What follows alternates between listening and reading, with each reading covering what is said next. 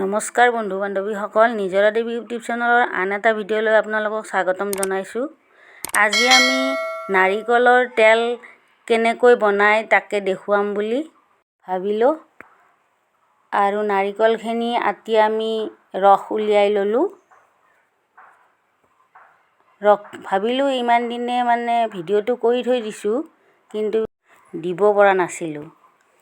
সেয়ে ভাবিলোঁ এতিয়া ভিডিঅ'টো দিওঁ, আপোনালোকে চাই থাকক।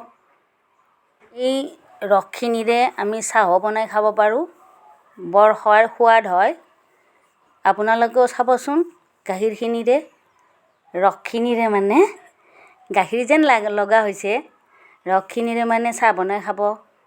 কেৰাহীটো গৰম কৰি ৰসখিনি বহাই দিছোঁ। চাওক, এনেকৈ মই লৰাই আছোঁ। এনেকৈ আপোনালোকেও লৰাই থাকিব। মাজে মাজে এনেকৈ তলত লাগি নধৰাকৈ লৰাই থাকিব লাগিব। নিজে নিজে ওলাই আহি থাকিব। নাৰিকল যেতিয়া ভজা হৈ যাব, নাৰিকলৰ তেল ওলাই আহিব নিজে নিজে। এনেকৈ আপোনালোকেও কৰি চাবচোন। ভিডিঅ'টো চাই আপোনালোকে কেনে পালে কমেণ্টত জনাবচোন। লাইক, শ্বেয়াৰ আৰু ছাবস্ক্ৰাইব কৰি দিব।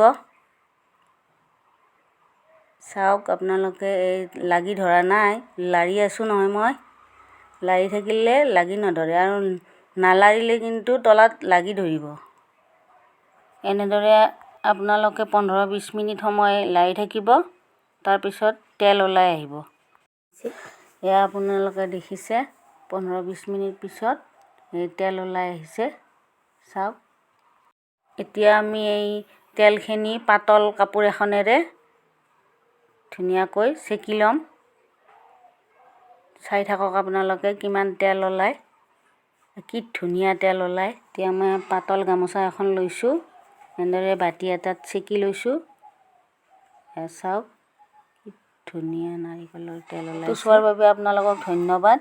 ভিডিঅ'টো যদি চাই ভাল লাগিছে, লাইক, কমেণ্ট, শ্বেয়াৰ আৰু ছাবস্ক্ৰাইব কৰি দিব।